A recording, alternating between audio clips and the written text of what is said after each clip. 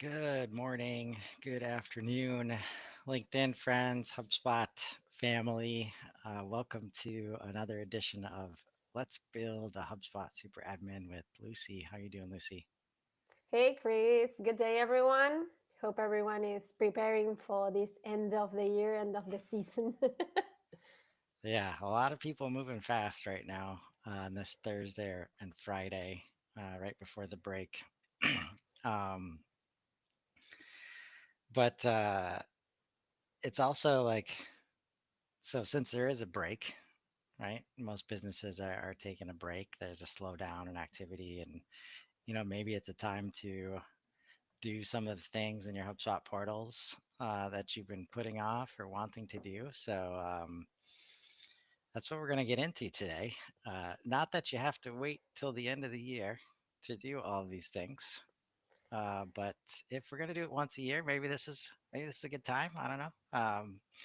So I think some of them are slowing down, but others are actually freaking out because a lot of administrative things are going on in companies, I think, renewing licenses, defining budget, and everyone putting together metrics and reports for the whole year to present to the teams and for the managers, and other ones actually starting to create the next year plan, right?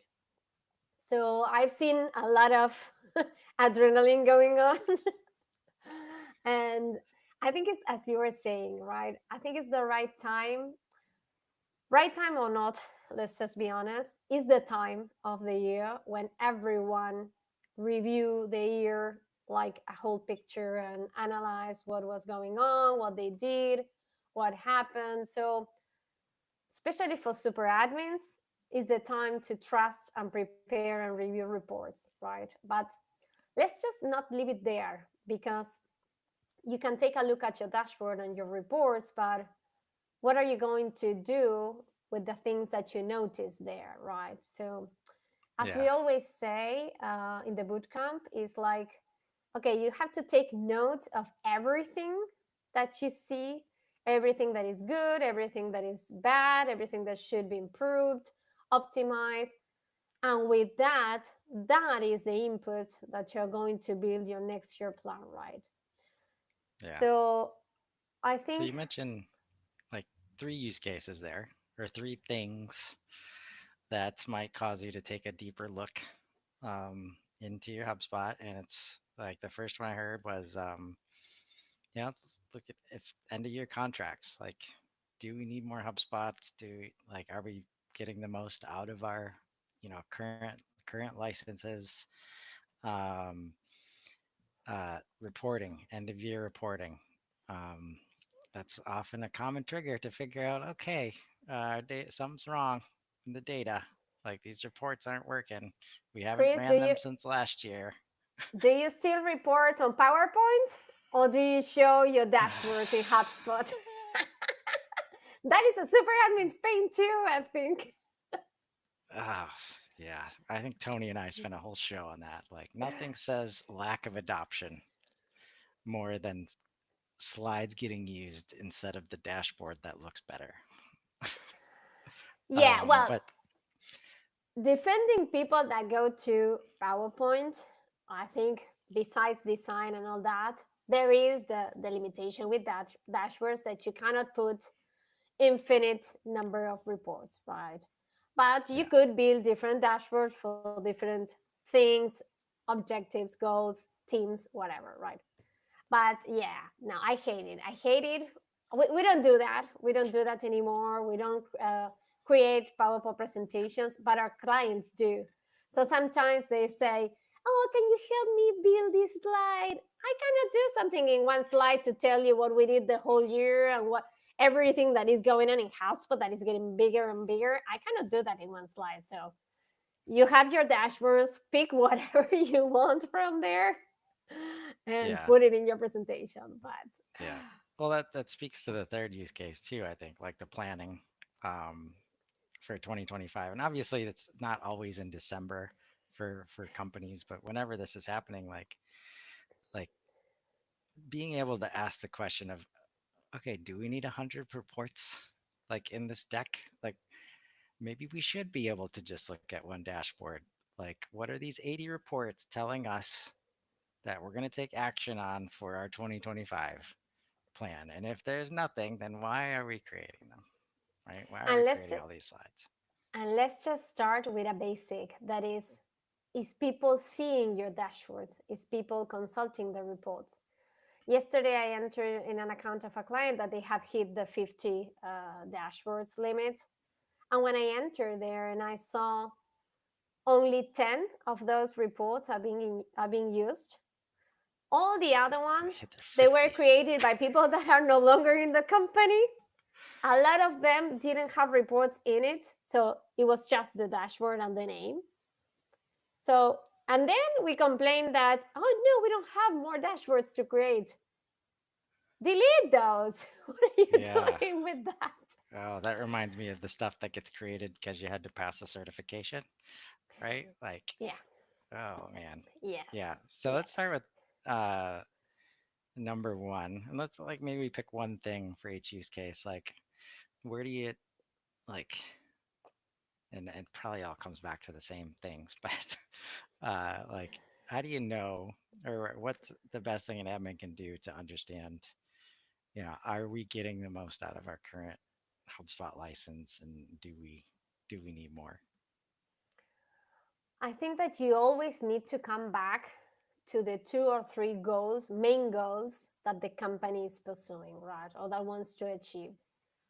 Because if you are thinking about an it always ends up in the conversation about tactical things and specific tools, but it's never about that.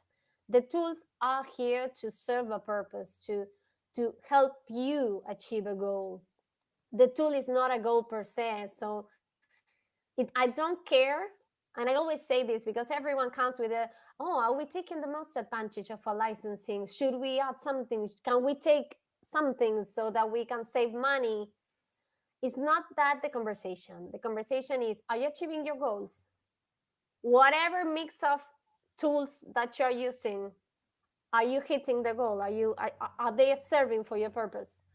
If the answer is yes, I wouldn't change anything unless we can find opportunities to optimize that, right?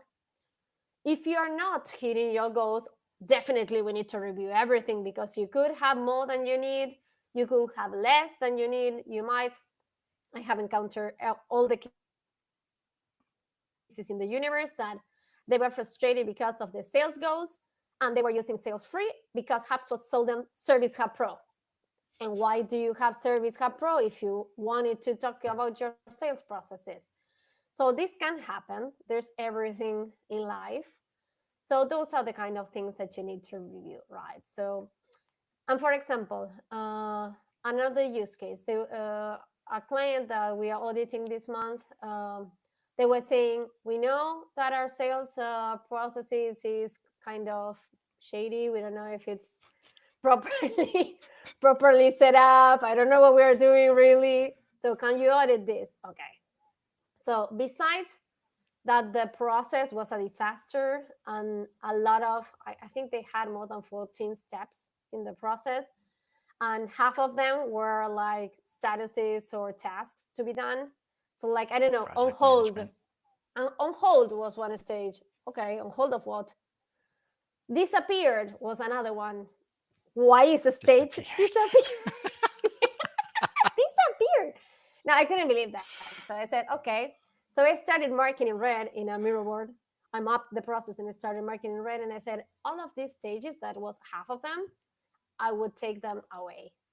I will cut them from the process, and we can talk about how to implement this in another way. Could be a property, could be a task, something else. Okay, they said.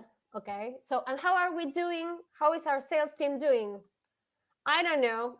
You're not putting outcome of your meetings. You're not recording your calls anymore. I don't. Do you know why? No, I didn't know that we were recording calls at the first time.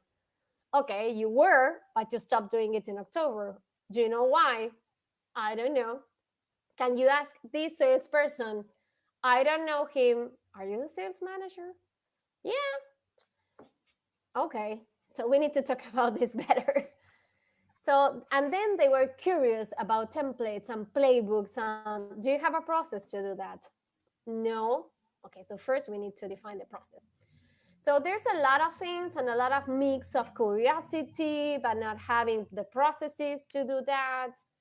So then they asked me about marketing contacts because they were in the old licensing without marketing contacts. So we said, okay, the first thing that we need to do is to define what will make a contact a marketing contact and when should we mark them as not marketing contacts, right? Oh, and how do we do that? We need to start defining things. So let's just do a list and say, okay, this should be. So whenever you start pulling from that string, the how do you say? You might have an idea of what's going on, but when you start pulling from the string and you start pulling, you arrive mostly to the same problem that is the database, Yeah. always. Because you don't have the information, people are not putting the information in the CRM. Nobody feels responsible of doing that. Nobody has real visibility because they don't have the accurate dashboards or the accurate reports or the accurate views. So I think, coming back to your question, it's always about the goals that you want to achieve so that then we can start building the path backwards to see how are we arriving to that goal. So what are the steps that we need to achieve that goal, right? So if Yeah. we are not having a proper database, if you cannot identify and separate your customers from your leads, how are you going to report on MRR, on ARR, on I don't know, retention, anything? You cannot report properly on anything because you cannot trust your database. Yeah. And this, like, from an admin perspective, especially if you're frustrated that people are not doing what they say they're going to do, and leaders are choosing to export things from the system so that they can report. Like, they've got reports to make. If the data is not good in HubSpot, they've still got to make those reports and make them good, like make them trustworthy. It's got to match the other data, the revenue data that they have. So it's not, you know, that's your role, and that's why you want to do this activity. Um, and like, hopefully, like, if you are in the lucky spot where, you know, and of course this kind of catch 22, if HubSpot's set up well and clean, you're probably hitting some goals.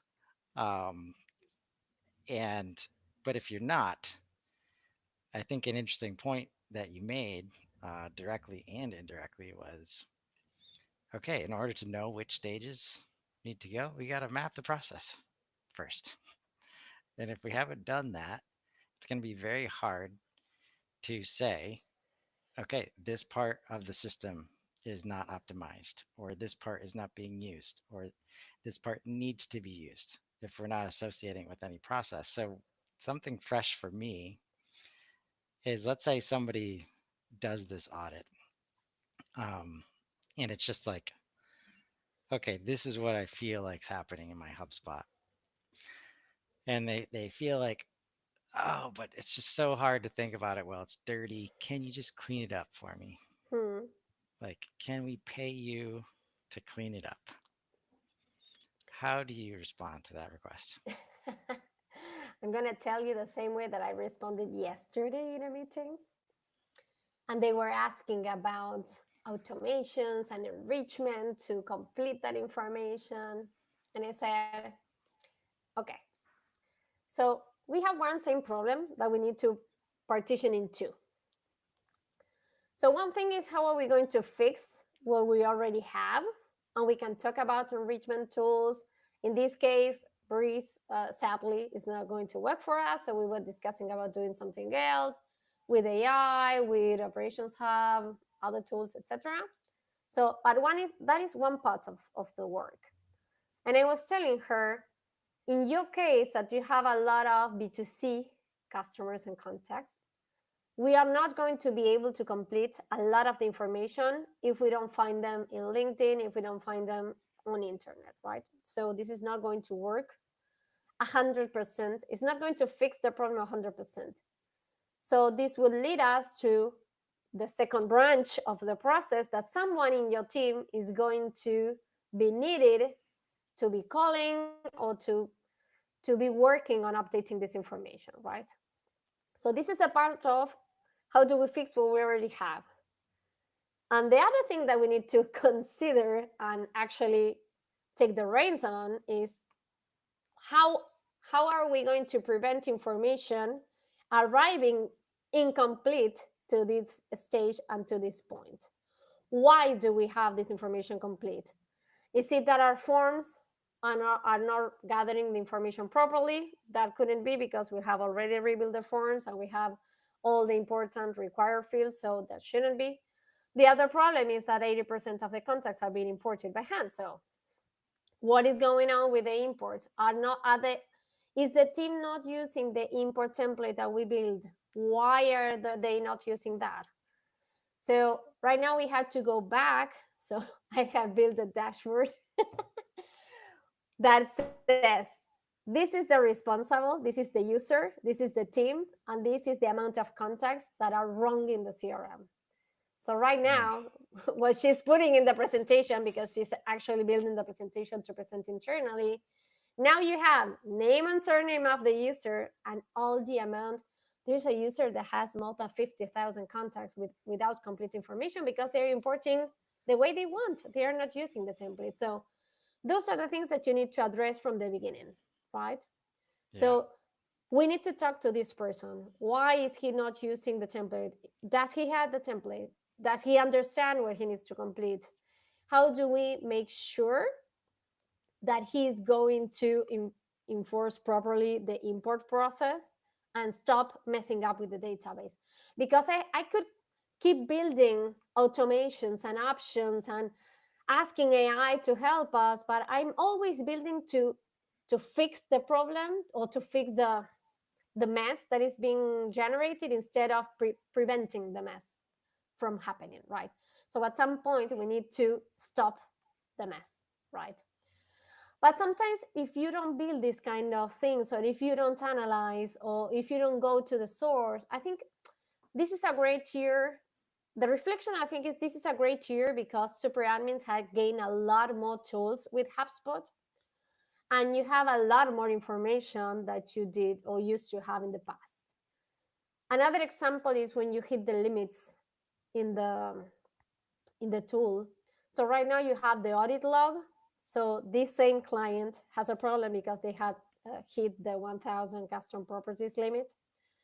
So we did a lot of work during this year, cleaning up, merging properties, unifying things. So we used to have, and I say used to have, 10 free properties again. Right now we have two. Why? Because someone that shouldn't have super admin permits has created again. She said, "Oh, I can create properties again." And nobody told her that she shouldn't, that she should leave those 10. And you said, "Oh my God, why? Why?" All the work that we did in 1 year, she break it off this week, yesterday, actually creating 6 new properties because she wanted to create 6 new properties. Yeah. And those are the things that we laugh and you said, okay, it's part of our work. I think every super admin Well, hearing is going to feel identified with this. But that could right. happen. So, Yeah. um, Well, I think that's the thing. Like, and again, connecting it to goals whenever yeah. possible. And it's not hard, even like on a specific goal, where, because sometimes leaders are the ones asking for this cleanup. Like, they're the ones that are get fed up. Like, I can't keep exporting the data every time. I need to be able to integrate it with system XYZ. I can't do that. So let's first clean up the data. Who can we pay to do that? Right. But then you'll ask that same leader, and they might say it themselves, but we don't want to have to clean it up again in 6 months. Yes. And it's like, okay, well, what can I actually do then from the outside, but challenge you to say, look, especially the more teams you have, like you could have a marketing ops rock star that can set up all of the stuff. But if you've got a website team creating bad forms of their own accord, and you've got a sales team using Zoom Info the way they want to use it. It's endless bad data coming into the system that will always need cleaned up. And that nobody externally can solve that problem for you. And if you can get to that step, now we can have a real conversation about how long this process actually takes, because especially with all the tool set, the quality, the data quality and Ops Hub, and now AI, even if you need to export data and cleanup can happen like that, Yeah. right? It's getting everybody aligned to know exactly what needs to be cleaned up and how. That's the part that, based on number of people involved, it's going to take it's going to take time that cannot be shortened with any amount of money, like guaranteed. Yeah, but do you think if we put ourselves for a second as the business manager or the business owner or the CEO, would you prefer to always depend on an external, on an agency or a third app, always completing the information that you could have on first hand by itself? Because I know that this is going to be a moral debate. A lot of partners are going to say, no, of course, this is how we lived.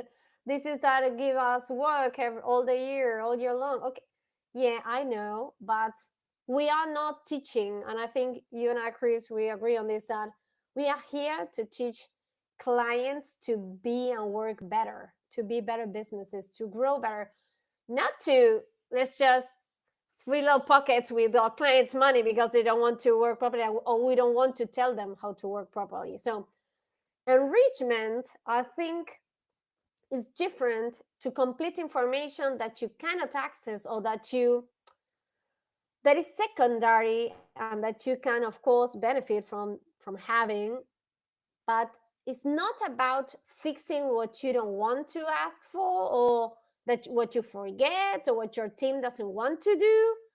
I think those are different kind of conversations. Um, so yeah, I think For sure. In this case, like in a lot of cases, right? Uh, the external help can be needed just because you're the inside person, and there's interpersonal politics and all these dynamics that are happening. yeah. But that's where it's like, if it's a situation where you could have cleaned it up yourself, Mm-hmm. and whatever, there's things blocking that, well, those are the same things that are going to block, clean data no matter who's doing it. So looking to the external people that help align the teams and coach the teams on why this is important, and it's not just a marketing ops person, or it's not just a HubSpot admin that can just all of a sudden, you know clean up all this stuff. Because then it brings us to our second point, where reporting and dashboards, if you have a distributed, like, let's say, full organization where all these different teams have different goals, if those goals are out of alignment, the chance that one team agrees on these properties not being needed when Mm-hmm. another team actually needs, like, now this person who has identified all of the property cleanup that needs to happen, they're literally paralyzed because this team says they need it. This team says they need it actually named this because they're using this other system. So of course we got to duplicate properties because that's the only way we can work with, right? Like, Yeah. that's the kind of stuff, like, you have to figure out how to work through that as internally. And that's why I like, personally, I like it when it's like me versus elite partners, like coaching people through this, because you can pay and they might have a Yeah. team of 15, but it's not going to make it go faster. Like, they can't align your organization faster. um, Yeah. and that's where, like, you can use these dashboard reporting situations as, like, okay, sales manager needs this, marketing manager needs this, service manager needs this. Hey, leader, boss, if these are misaligned, that we have a problem to fix, right? Yeah, and I think that I really like what you said, because when we're thinking about teams, and let's just imagine a client that is using the CRM suite, meaning a lot of different hubs. So a lot of different teams are. working in the CRM together, right? So whenever your boss or something asks you, uh, are our licenses good? Are we taking advantage of HubSpot? So the first thing that I think we need to ask is, for what goal? What do you want me to answer you regarding to which goal? Because we could be doing good for marketing, but doing shitty for sales, and we could be doing good also for customer success. Or admin could be happy, but everyone else could be miserable in the CRM, and we are not hitting the goals either. So we need to analyze goals separately, and we need to answer that conversation if you want to align to tools or if you want to align to the hubs separately, because are different things. In one of these cases, for example, that I was telling you that they have a mess, that they don't really have control over what's going on for sales, the cherry in the pie was that, oh, but we're thinking about partnering with a lead generation agency for next year, starting in January. I cannot imagine my face at the moment, but it could be something like this, like, okay, and how are you going to know which of the leads and the contacts that you have in the CRM come from those actions? Oh no, I don't know. That's the idea. So you cannot plan, you cannot put the, you know how it's said, that you cannot put the chariot in front of the horse, right? You cannot take decisions before analyzing what's happening, or before you have a plan. So if you don't know if you have a lead gen problem because you don't know what is in, they have 20,000 contacts. You don't know what is it about with your 20,000 contacts. How do you know that you have a lead gen problem, that you need an agency? And even though if you open the water and the leads start coming, if you cannot fix the problem inside the CRM to identify them, segment them, they weren't even using their contact and company type, their TAM type properties because nobody completed them. If you're not even using that, how are you going to know which of those deals are qualified, which of those deals you should pass them into the SDR, the BDR, the sales team? You are wasting your money. So sometimes, a lot of times, companies make decisions before doing this analysis, before taking the time to analyze the reports. And reporting is not like taking the photo of the report, the screenshot, and putting it in a presentation. That's not analyzing reports. Analyzing reports is understanding how those metrics make sense. And if they doesn't make sense, or even making sense, what is the background behind those metrics? So when you know that you have a lot of leads, you know when to go to look, you know, and you're sure that those leads are real leads, that you know that those leads, the source, where do they come from, which ones have the right score, which ones are ready to move forward. You have the processes in each of those scenarios to know what will happen, which are the ones that are going to be nurtured, which are the ones that are going to be disqualified. So again, it's not looking at a picture and saying, oh, this report is nice, I really did it, I really challenged Yeah. myself with the custom report builder. And actually today this happened to me. I made a wonderful report using the new users object, and I really like it. It was fantastic. And when I clicked, you know what, when you click on the green numbers of the report, you access the list. But the custom report builder, when you click, you cannot go to see those contacts into a list or into the contacts view. So it was fantastic from the report's point of view, but from the admin point of view, what I was trying to show is, hey, this user, the one that we were talking before, you have more than 50,000 contacts without the information completed, without email or without country, whatever. What I wanted them to do is to click there and go to work. You're not coming back until you have all those 50,000 completed.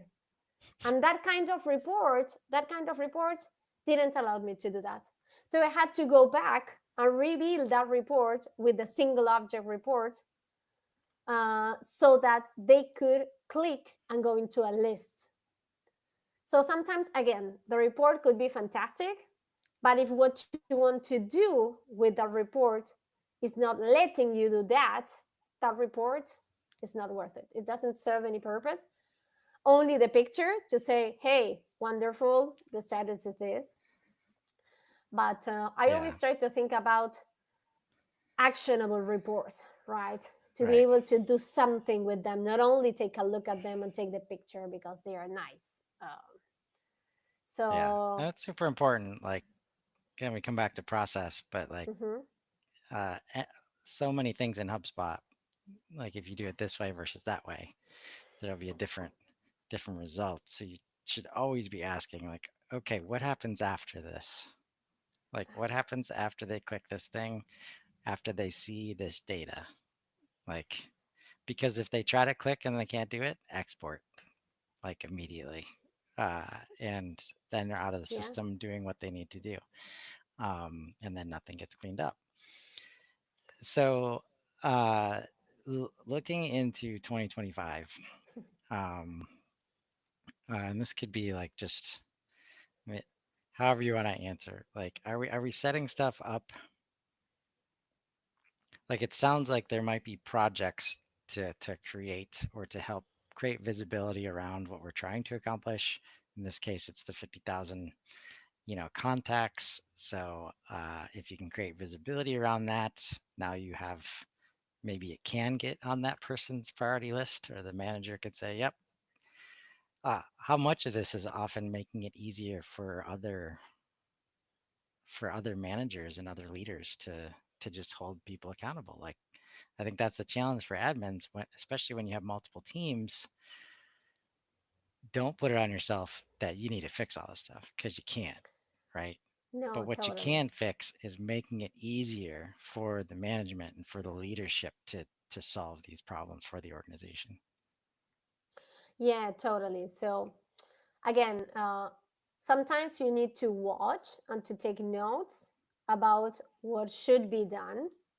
So then you can, okay, think, uh, let's get the managers, let's get the teams. I'll tell them, hey, I see this, and this. I can be able to solve this too, but I think it's your responsibility, guys, to, or it's better for you guys, so that you get involved in these two items and fix that. I can help you or show you on what is the best way to do that. So in my example of these reports that I was telling you, I added the report into a dashboard, and then I added, the notes that you can add into a dashboard, and I put exactly what I needed to do. Hey, I put, um, user, if you find yourself on this list, please click on the numbers in green, click on create a list, and start working to complete this and this property in that list. And if you need to import new contacts with this information complete, please click on this link to go again into the import template. So we don't have to suppose or to imagine that the person that is using the CRM has the same knowledge that we have. Or even if they have the knowledge, they might not be doing it the same way that you will do it. That's okay as long as they can solve the problem. But sometimes you can tell them one or two ways and they can choose, or at least they know how to do it, right? Because when there are a lot of users in the company, and we are a lot of people, we enter the company at different moments, so we might not know everything. The CRM is a very big tool now, so unless you are using apps like Super that you can explain everything in the CRM, creating 1,000 or 1,000,000 cards, nobody actually knows what they are doing in the CRM. Let's just be real. So, nobody knows we don't know what we're doing now. We know, but nobody knows, and nobody has the time to dedicate to understand the CRM in the meantime that that they need to be working on solving the business goals, right? So if we can make that job easier, let's just create a list, create a view, create a report with notes on the side to guide them on what to do. And let's just help them do faster, help them solve faster because we both benefit from that. They benefit completing the information that they need, and we benefit from stop seeing that in red or seeing those numbers in the reports. So, and being being sure that the information in the CRM is completed, right? Yeah. So I Yeah. would do that. Yeah. No, I think that's again the job as an admin is for you to have awareness not only of what the system can do, but what how people are using the system. And any assumptions related to, oh, of course they can see that, or oh, of course they know how to use that, no matter how obvious, you're gonna get in trouble. And that's where it's like, for better or worse, HubSpot product updates happen. And when that happens, and there's so many different ways to do similar things, and when you start integrating systems and they're creating properties, and it's like, oh, everybody let's sign up for this beta, and now there's something new on somebody's screen, and it's like, oh, okay, I fill in that data over here instead of like now I don't need to go through these dots. We're just gonna transfer this data over here, or we take back and ask the question, okay, maybe that is a better way to do it, the way that this person has figured it out because it fits in their workflow better. So taking a moment to like just don't assume that people are doing. That's why training and onboarding and just this continual transparency through dashboards like you're describing um, is Yeah. so important. And they said that you don't know what you don't know. So, of course, we are talking to super admins that might be aware of what we're talking about, the betas and all the new stuff that HubSpot launched, especially this year. But what about companies that they might or might not be super admins? They might not be among us or hearing us. And let's just face it, a lot of changes this year have been overwhelming for everyone, for us, for clients. So when we want to discuss about new things or betas, how do we know that those are the right ones for us? So I would really encourage people to, again, at least once a year, don't be afraid to go a couple of hours with a consultant, with an expert, do an audit. If you want to do it yourself, fantastic. If you cannot or you don't know where to start, go with partners, go with experts, go with consultants, ask for an audit or for consultancy to let them guide you on what you should be considering updating or using in the CRM, because I know it can take a lot of time being on top of everything new in HubSpot takes a lot of time. We dedicate our lives every day and 24/7 to be updated on this, but we understand that for people working in their own businesses, this is not the reality, right? So there's a lot of way of doing things in the CRM. Let's just remind people that the CRM is not something that you set up and forget. The CRM has changed a lot in the last couple of months, in the last couple of years. So if you have a portal that is older than 2 or 3 years, you might need to be updating things for sure. So if you had workflows, copying properties from one object to the other one, or doing manual things, or uh, a lot of updates, horrible updates that we weren't able to do at that time, or do you have customs everything that weren't existing in HubSpot at that time? So custom properties and all that stuff, especially life cycle stage and scoring. So there are a lot of new tools and features in HubSpot. So if you could plan upgrading into all those things, or let's just not say upgrading because this goes down to upgrading licenses, but updating and optimizing your CRM to all of those your things, your life could get much easier. So don't be afraid, invest.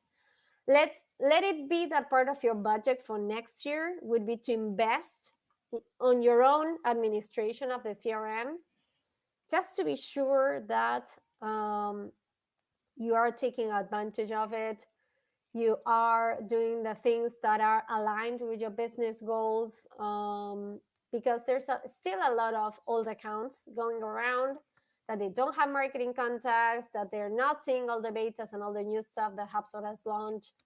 uh, so you could benefit from small things, the difference could be huge for your company. So Right. let's just hope let's Well, just that's hope this end of the year that people become more conscious about that. well, I think that's the challenge because if you do become more conscious, it becomes overwhelming very quickly when you go over to the updates area. Yeah. You're like, okay, I know I could update some stuff, but what? Um, Yeah. and I'm thinking out loud, like, we should do a guide, like how to keep up. Because a part of it is no one person can. Like, first of all, nobody anywhere in the ecosystem. I tried to do a morning show every day going over Yeah. updates. And by the end of the day, there was something that came out that I didn't know about. And so, like, if they set that aside for 2025, whether it's a time budget or even budget to work with, uh, a partner or an expert, like, what is, uh, do you have a recommendation for like, if you, because I agree that making it more regular is a better way to go, but what are we doing in that, say, let's say 5 to 10 minutes or 15 to 30 minutes a week that's actually helping us stay up to date in a way that's relevant and not just doesn't get to the point where it's like, okay, I just spent 30 minutes and now I don't, we didn't do anything, right? Well, I think that the first, again, let's just first think about the goals, because it's pretty easy to get distracted with flashy things and wonderful news. So, aligned to those goals, let's just start, dedicate a little bit of time to investigate, to be informed. So there's a lot of misinformation or people that still don't know what are the possibilities within HubSpot. So, and I'm not talking about the new things, I'm talking about the basic traditional things. I don't know, people not knowing that meetings exist, or that you can have calls, or that you can have templates. So let's just start with the basics. And then we have the benefit that today internet or AI tools can answer a lot of those questions. So let's just not pretend that they're going to solve everything, but let's just start with curiosity, investigating if we have the right tools, if we are using the things that we could. um, so you can dedicate 15 minutes a week to that, to investigate, to explore the tool, or at least to ask Google if you want. There's a knowledge base, there's a community, so you can start asking before you touch anything. And then you can start thinking. Again, you don't need to put your hands first, you need to think first, define processes, define things that you want to propose internally, so that then when the time comes, when the time is right, or when it's convenient, or when you have the budget, you know what to do. So, for example, the other day I had one of our clients that there were someone asks about transactional emails. Okay, fantastic. So we quoted with HubSpot, we created the quote, everything. So yesterday I asked the manager, so how are we with this? Yeah, we don't know. We're still needing acceptance from finance, la la la. So I said, okay, but do we already know what we're going to implement with transactional emails? Oh no, because she was thinking about sending an email about an event. But that's exactly what I told you we shouldn't be doing with transactional emails, inviting people to events. Yeah, so we haven't think about this. Okay, so coming up January 2nd, we are going to have a session to define all the use cases for transactional emails and start building the processes or thinking the processes that we want to be building in the tool so that when we get the quote approved and the feature is already available in HubSpot, we know exactly what to do and we can start implementing right away. And not the other way, because people, a lot of times, they buy the tool first or they generate free trials or whatever without knowing what they want to do. So again, not hands first, head first, process definitions first, and then we can think about what to do. Yeah. So it's And impossible to know everything in HubSpot. That's true, yeah. but let's just start at least. And to give credit to the product updates team, they've done a lot this year to start to help with that. And I'm just going to share my screen real quick. Um, as an example, this new to you section Yeah. recommended that is based on your portal usage and configuration in some way. I'm not sure exactly what that way is yet, but they are trying to use insights. And these are the kinds of things like once it gets started, it's generally going to get better, right? Yeah. Scheduled for release is an interesting one that uh, could be an easy way for you to say, okay, it's the moment, like being aware of this stuff, because this is the stuff that comes from beta into, like, can't avoid it anymore. It's added feature. It's here. Yes. Uh, and so there's places like this, at the very least, you've got to be aware of, let's say, the schedule for release section. And this wasn't, I don't, it wasn't here at the beginning of the year, I don't think. No, no. Right. We just had this list here. So this Lisi mentioned at the top, like there are tools in here, right? And this is why half of our battle is just making sure you're aware that this product updates exist, this page Yes. exists, and that you can actually come right to a screen that says scheduled for release, right? Yeah, And and just thinking start about there. yeah, I'm thinking about what we were discussing before. If you're planning your next year, if you're planning your license renewal, at least now you know if there's a new feature that you're interested in that is going to become available because you are trying to build something new or because you're wanting to implement a new process or project in the CRM. So you have a lot more visibility than we used to had a lot of years ago, right? So, and I really like when people click on one of those options that you have the information, you have the link to the knowledge base article that is describing that feature. I don't trust much the relevancy score that is there because it could it could be marked as not low impact or low relevance in general, but it could be huge for you, right? Yeah. So I think there's a lot of things that are marked there low that for me or from my point of view as an active admin are medium or high because they are really game changer for a lot of industries and for a lot of users. So let's just ignore that a little bit and you can dedicate a couple of minutes, as you were saying, to take a look at there, read the names at least, and see if something resonates with you, if it's a process or it's a team that is already working in the CRM. Um, we can add a lot of value from there. Yeah. And I'll finish, like, this is why we're here on shows like this. I'm doing a show with Rob Jones tomorrow morning to do our best to review everybody in the ecosystem that have been participating and showing up every day and educating. It's felt like kind of an explosion this year. Um, Maybe just because I started getting involved myself, but I feel like there's been a lot of people taking Kyle Jepson's lead of of starting to work at this challenge every day. You know, He went from daily videos to a weekly hug to weekly update sessions with Max to a newsletter to, and a lot of people have been inspired by that and creating a lot of content. So there are people trying to help. So if that's one thing, like if you feel like you're on your own and you feel overwhelmed, like you're not alone and there's lots of people trying to help you and want to help you. So maybe it's a quick LinkedIn search on the topic. Maybe it's just follow a few people that are, focus on the hub or the thing or your industry, things that you care about. There's a growing number of people participating in this process.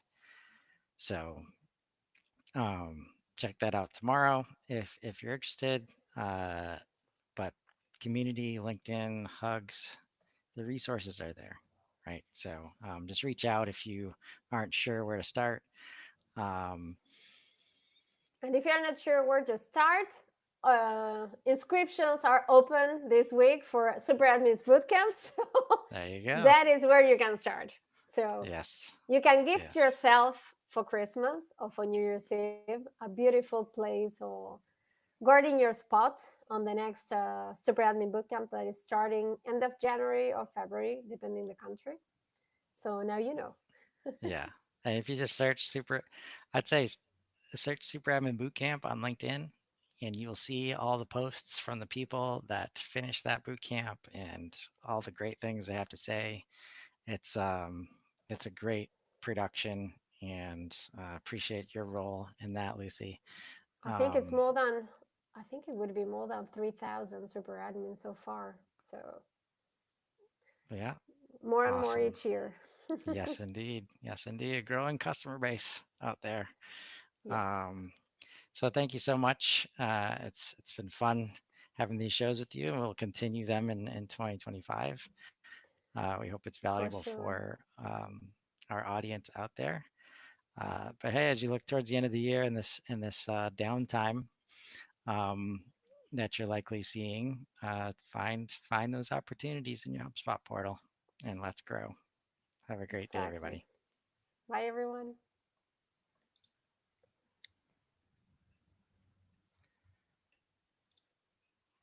Awesome. We talk a lot of things.